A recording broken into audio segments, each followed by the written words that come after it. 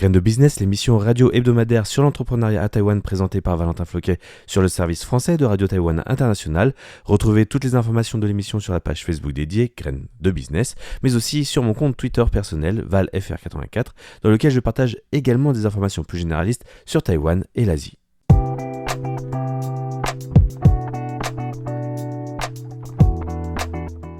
Le magazine des jeunes entreprises à Taïwan, Graines de Business.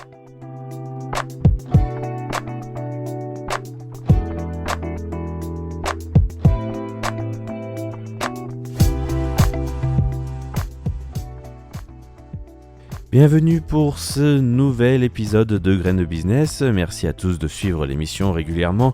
Nous parlons ici d'entrepreneuriat, comme c'est dit dans le titre, mais plus particulièrement en ce moment plutôt d'intelligence artificielle adaptée au marketing et principalement à une plateforme qui s'appelle CreatorDB, qui a été créée par Clayton Jacobs en 2019 et qui a été récemment élu parmi les 30 sous 30 en Asie dans le domaine du marketing et de la publicité du magazine Forbes. Et donc, comme on l'explique depuis plusieurs semaines maintenant, cette plateforme CreatorDB est une plateforme qui permet de mettre en lien les petites et les moyennes entreprises avec des créateurs de contenu dans le cadre de campagnes marketing.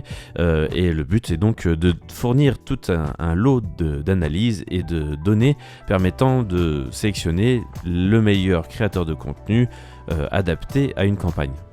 Cette plateforme aide les créateurs de contenu avec les marques. Cela faisait 2 ans qu'il avait découvert Taïwan en occupant un poste dans une start-up locale de réalité augmentée.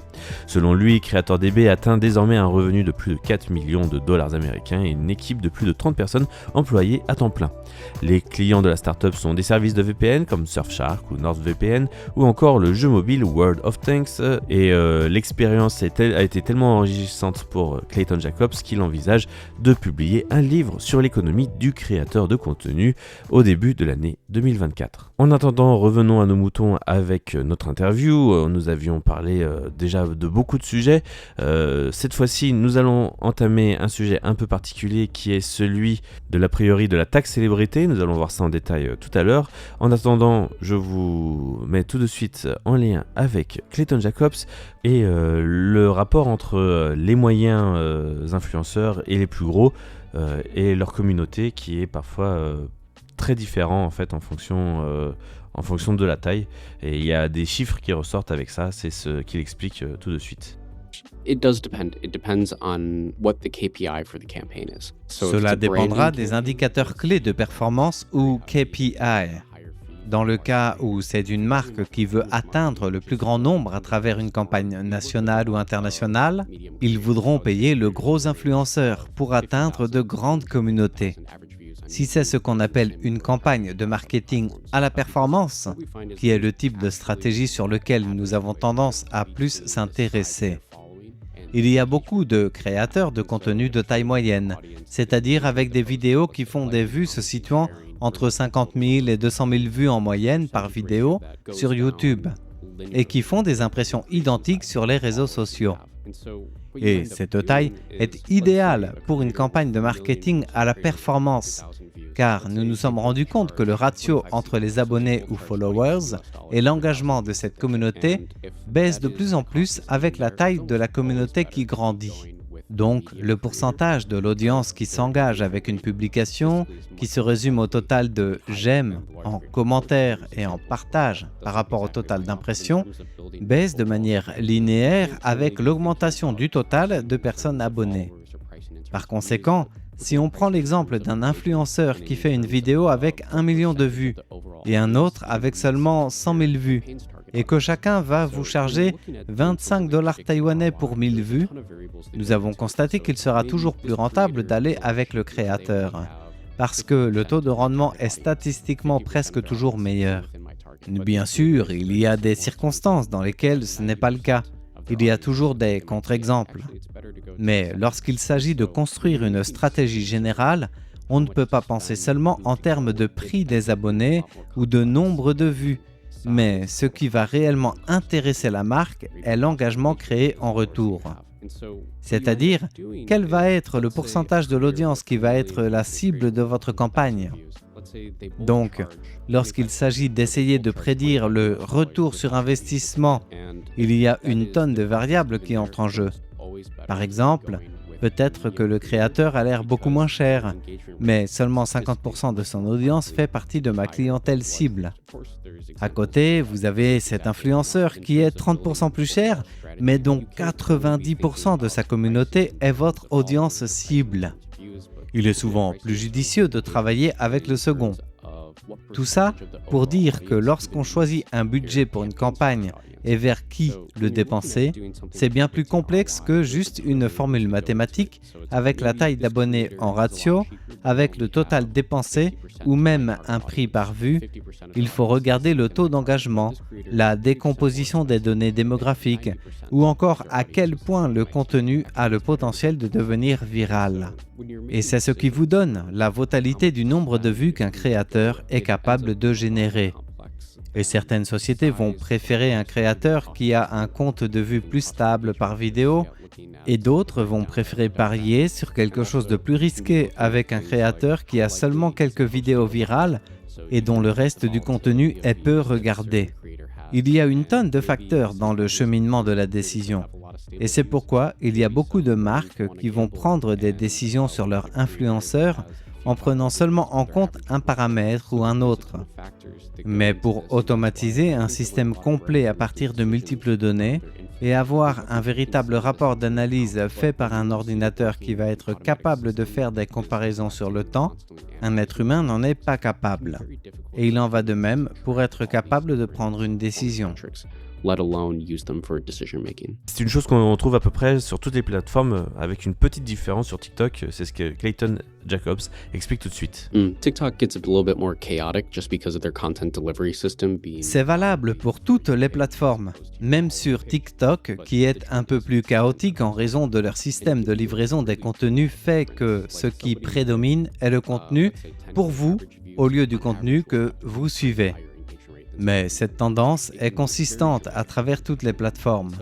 Et cela peut faire vraiment une différence spectaculaire. Par exemple, un influenceur avec une moyenne de 10 000 vues peut avoir 3 fois plus d'engagement qu'un compte qui a 1 million de moyenne. Il y a beaucoup de cas où l'heure vient de faire le choix entre un gros streamer et 5 petits créateurs. L'idée d'un plus un devient bien plus grande que 2. Et souvent, quand vous mettez ensemble des créateurs de petite et moyenne taille pour une campagne, nous recommandons généralement que ce qui est vraiment générateur de revenus est d'utiliser le Moneyball et d'ignorer les données liées à ce qu'on appelle la taxe célébrité et d'ignorer tout le reste à part comment les données spécifiques récoltées nourrissent le retour sur investissement. C'est une donnée économique qu'on appelle les cybermétriques. Et cette donnée est cette sorte de matrix dont le rôle est de se concentrer sur les vrais résultats. C'est ce sur quoi s'appuie le client lorsqu'il met en place sa campagne. Une autre dimension est que ces données, c'est ce savoir-faire, il faut qu'il arrive à le vendre à ses clients. Et c'est là où c'est un peu particulier, et c'est ce qui nous explique en fait quelle est la méthodologie, en tout cas quelle est pour lui la meilleure façon de présenter son projet à ses clients pour de la prospection. Il y a beaucoup de perturbations dans ce domaine, car pour beaucoup de gens, cela demande très peu d'efforts pour commencer cette activité.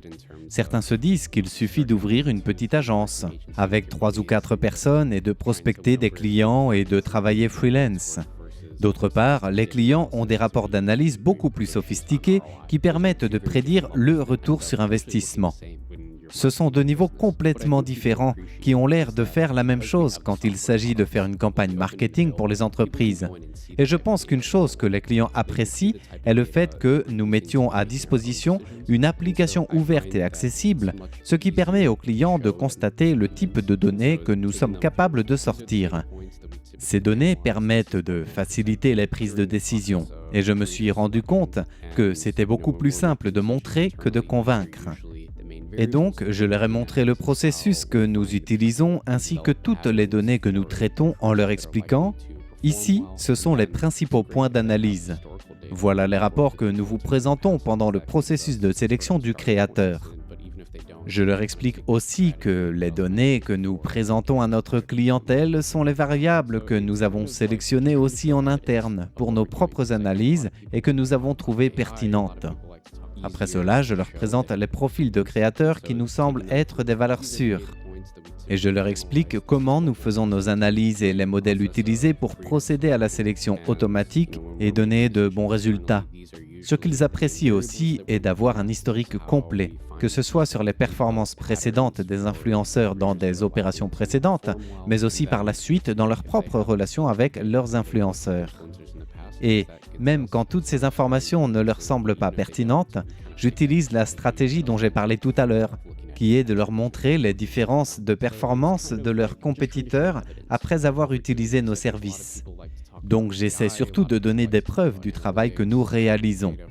Car il est vrai que beaucoup de monde parle d'intelligence artificielle, d'analyse de données qui aident à la prise de décision, mais leur montrer le véritable résultat, le tableau Excel avec lequel ils sont souvent plus familiers, est l'élément qui restera le plus convaincant.